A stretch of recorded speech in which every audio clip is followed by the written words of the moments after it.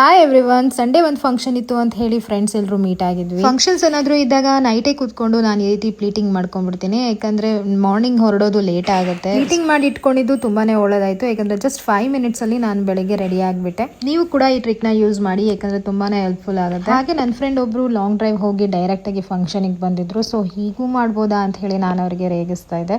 So ಚಿಕ್ಕವರಿದ್ದಾಗ ನಾವು regular ಆಗಿ ಎಲ್ಲರೂ ಕೂಡ ಮೀಟ್ ಆಗ್ತಾ ಇದ್ವಿ, ಸ್ಕೂಲು ಕಾಲೇಜಸ್ ಎಲ್ಲ ಕಡೆ ನಾವೆಲ್ಲರೂ ಮೀಟ್ ಆಗ್ತಾ ಇದ್ವಿ. ಬಟ್ ಮದುವೆ ಅಂತ ಆಯ್ತು ಅಂತಂದ್ಮೇಲೆ ನಾವೆಲ್ಲರೂ ಸಿಗೋದೇ ಕಷ್ಟ. ಬಟ್ ಸಿಕ್ಕಾಗಂತೂ ಬಿಡಲ್ಲ, ಸಖತ್ ಅಂದ್ರೆ ತುಂಬಾನೇ ಎಂಜಾಯ್ ಮಾಡ್ತೀವಿ. ಸೊ ಆ ದಿನ ಪೂರ್ತಿ ನಾವು ಜೊತೆಲಿ ಇರೋದಕ್ಕೆ ಟ್ರೈ ಮಾಡ್ತೀವಿ. ಫಂಕ್ಷನ್ ಮುಗಿದ್ಮೇಲೂ ಕೂಡ ಎಲ್ಲರೂ ಕೂಡ ಹೋಟೆಲಿಗೆ ಹೋಗಿ ಹಾಗೆ ಕಾಫಿ ಕುಡ್ಕೊಂಡು ಹಾಗೆ ಸ್ವಲ್ಪ ಹೊತ್ತು ಮಾತಾಡ್ಕೊಂಡು ಕೂತೀವಿ. ನೆಕ್ಸ್ಟ್ ಯಾವಾಗ ಮೀಟ್ ಆಗೋದು ಅಂತ ಕೂಡ ಮಾತಾಡಿರ್ತೀವಿ. ಬಟ್ ಆ ಪ್ಲಾನ್ ಎಕ್ಸಿಕ್ಯೂಟ್ ಮಾಡೋದು ತುಂಬಾನೇ ಕಷ್ಟ. ಪರ್ಸನಲ್ ಪ್ಲಾನಿಂಗ್ಸ್ ಅನ್ನೋದು ಇದ್ದೇ ಇರುತ್ತೆ. ಸೊ ನೀವು ಕೂಡ ಫ್ರೆಂಡ್ಸ್ ಜೊತೆ ಸಿಕ್ಕಾಗ ಇದೇ ರೀತಿ ಎಂಜಾಯ್ ಮಾಡ್ತೀರಾ ಅಂತ ಹೇಳಿ ನನಗೆ ಕಮೆಂಟ್ ಮಾಡಿ.